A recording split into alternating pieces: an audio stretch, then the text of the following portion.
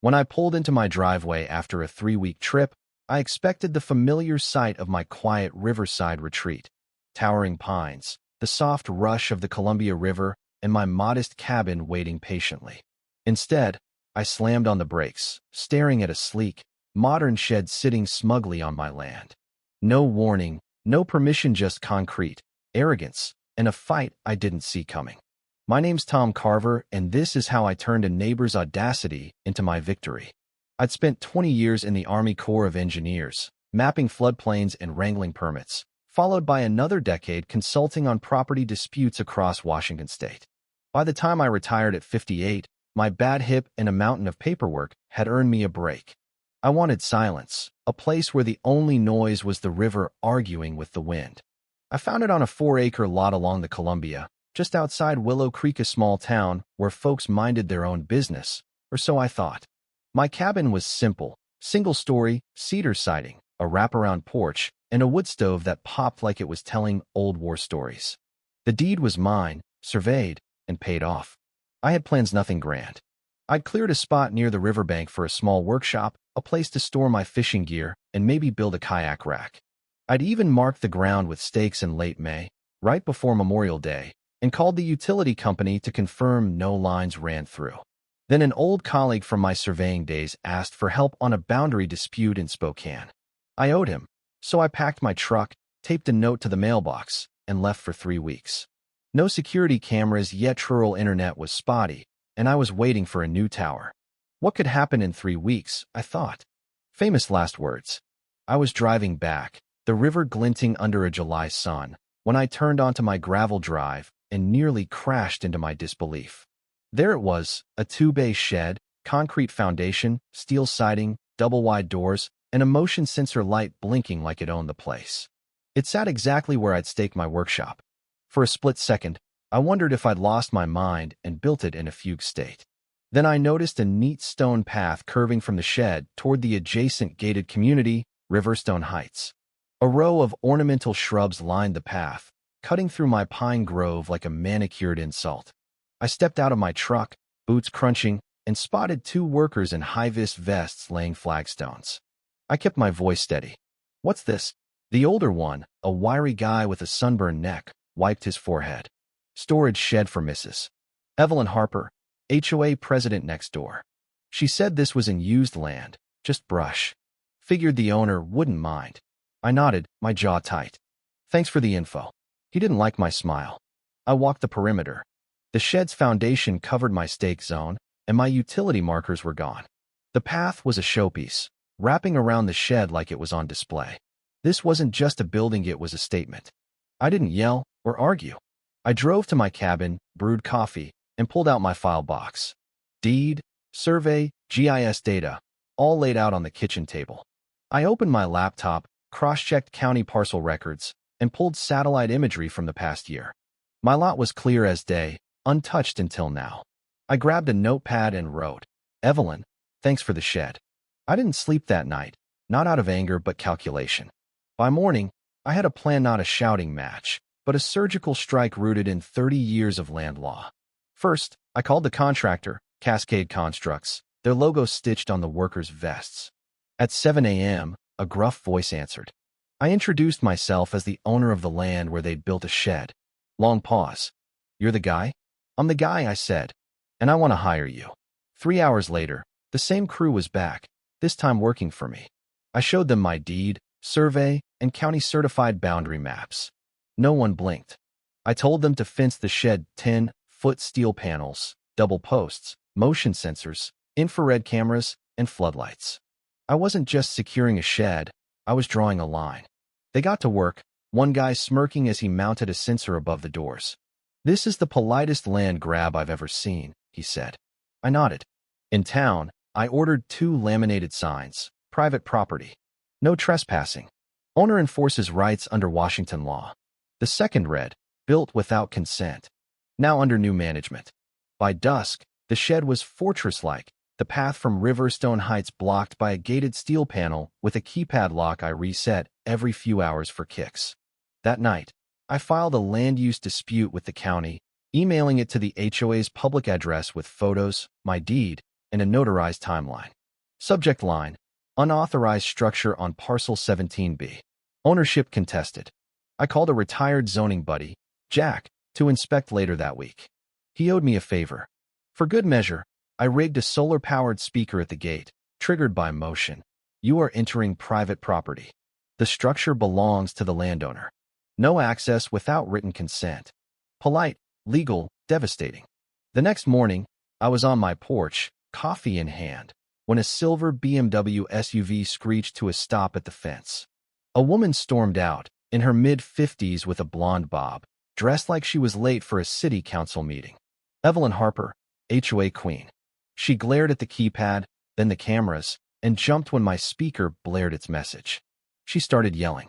"This is outrageous. Remove this fence now. You're blocking my shed." I strolled over, mug in hand, taking my time. "Morning, Evelyn. Nice day, isn't it?" Her eyes narrowed. "What do you think you're doing?" "Standing on my land," I said, sipping. "The land you built that shed on without asking." She jabbed a finger. "That plot was empty. Nobody was using it." I pulled a folder from my jacket deed, maps, satellite photos, and held up a survey showing my parcel wrapping the shed. "This is my land, Evelyn. County records agree." She sputtered. "I was told it was community space." "By who?" I asked. "I've been here a year." "Nobody asked me." She switched gears, puffing up. "I'm the president of Riverstone Heights. That shed is part of our improvement plan. You can't just steal it." I grinned. "Evelyn, thanks for the shed. It's perfect 2 bays, Riverview. You nailed it." Her jaw dropped. She yanked out her phone. "I'm calling the police." "This is theft." "Go ahead," I said, pulling mine. "Sheriff or state?" She stomped back to her SUV, already shouting into the phone. 20 minutes later, a sheriff's cruiser pulled up. 2 deputies, one grizzled, one green, stepped out. Evelyn charged them, pointing at me. "He's locked me out of my shed. Arrest him." The older deputy turned to me. "Your side." I handed over my folder. "Tom Carver, owner of parcel 17B. This shed was built on my land without my okay. I secured it and filed a dispute with the county." He flipped through the documents, whistling at the GIS map. "You've got coordinates to the inch." "Used to do this for a living," I said. The younger deputy checked the fence line. "All legal. No damage." Evelyn's face reddened. "But I paid for it." The older deputy sighed. "Ma'am, if this is his land and this is civil, not criminal. Take it to court." She glared at me. "This isn't over." I raised my mug. "Can't wait." For 2 days, it was quiet, too quiet. Evelyn wasn't the type to quit. On day 3, I caught a guy in a county vest poking around my fence with a clipboard. I stepped out in my robe. "Lost." He flashed a badge. "County compliance. Got a complaint about unpermitted fencing." I smirked. "Was it signed with a fountain pen and HOA letterhead?" He shifted. "Just documenting, sir." "You're on my land," I said. "Log it. And I want a copy of your report." He scribbled, then mentioned a complaint about an unpermitted structure. "You mean the shed someone else built on my land?" I said. "Check file 82C, Carver vs. Riverstone encroachment." His pen stopped. He left quickly, looking like he'd rather be anywhere else. That afternoon, I upped the ante. I sent formal notices to the county's building department, tax assessor, and state contractor board, including photos, worker statements, and satellite imagery. I requested a permit audit and license review, knowing Evelyn had skipped the paperwork. 2 days later, the building department confirmed no permits for my parcel or nearby lots. An inspector was coming. That evening, I found an unmarked envelope at my gate. Inside, an HOA letter with veiled threats about obstruction and community disruption. One line, "Civic consequences will follow," was underlined twice. I framed it and hung it in the shed. The next day, 2 HOA board members showed up, sporting matching polo shirts like suburban commandos. They wanted to de-escalate. Over coffee on my porch, they admitted Evelyn's misstep, but hinted I should hand over the shed. "Nope," I said. "She built it illegally. I filed. It's done." They warned of neighborhood tension. I smiled. "I'm not in your neighborhood." They left, defeated. That night, I added a floodlight bright enough to wake the dead. Petty? Maybe. Legal? You bet. Things got weirder. A county clerk friend, Sarah, called. "Did you request a boundary change for 17B?" I laughed. No. What? Someone had submitted a fake survey claiming the shed's land was HOA common ground. The signature? E. Harper. I had Sarah flag it and sent the county a certified package. Updated surveys, GPS logs, photos, and the bogus filing. I labeled it Attempted Land Record Fraud, RCW 40.16.030. 2 nights later, my cameras caught a kid in a hoodie with bolt cutters at the gate. He clipped the lock and ran. I grabbed my flashlight and checked gate ajar, lock broken. I called the sheriff, sent the footage showing his license plate, and filed a report. By morning, I'd traced him. Ethan Harper, Evelyn's cousin, a local delivery guy. I smelled her handiwork. I met with a lawyer, Rachel Klein, a real estate shark who'd once bankrupted a shady developer. I handed her everything. She grinned. This is airtight. We filed a 5-count lawsuit. Illegal construction, property damage, they'd wrecked my slope, trespassing, Ethan, emotional distress, I hadn't slept, and fraud, the fake survey. Damages? $250,000. The court accepted it. Evelyn's lawyer got served at her doorstep. I heard she looked like she'd seen a ghost. She countersued, claiming I'd stolen her shed and humiliated her. I emailed the mess to Rachel. Clown Show, Act 2.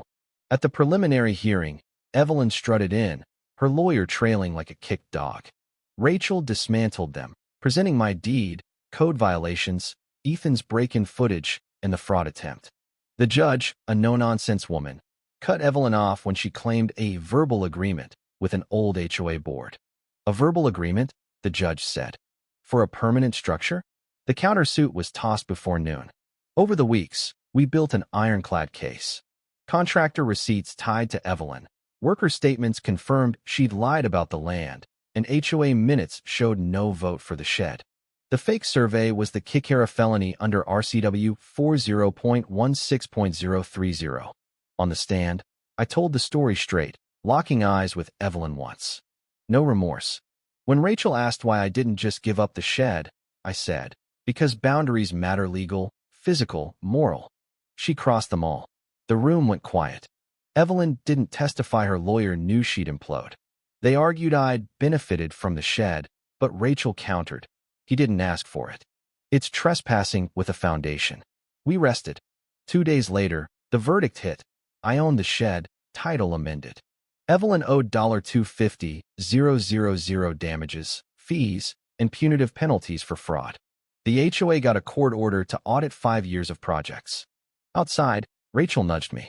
Not bad for a guy who wanted a kayak rack. I laughed. Yeah, tough break getting a luxury shed instead. The fallout was swift. The local paper ran.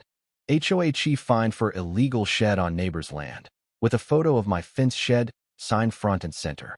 Riverstone Heights imploded. At their next meeting, residents grilled Evelyn over unapproved projects: a park upgrade that never happened, a budget doubled for consulting, a retreat she'd expensed to Napa. A no-confidence vote booted her unanimously. Her house hit the market days later, priced to sell. Word was she'd fled to her brothers in Tacoma. I became a local legend, not by choice. Neighbors I'd never met waved. One dropped off a peach cobbler with a note. Thanks for stopping her. The HOA invited me to their picnic. I went. Not as a member, I'd rather wrestle a bear than join an HOA but to speak. At the mic, I said, this wasn't just about a shed. It was about boundaries. Don't let an HOA be a bully. It's your tool, not a weapon. They clapped, and the new president promised transparent bylaws. I turned the shed into my sanctuary. One bay's a workshopping board, workbench, new tools.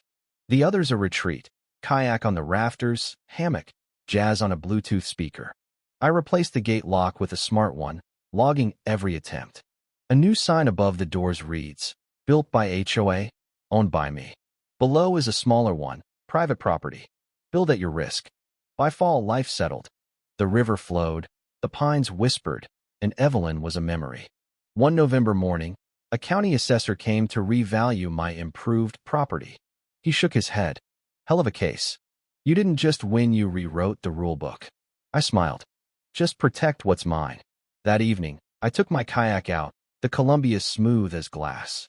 Across the river, I saw a figure, blonde, short hair, standing at Riverstone's edge.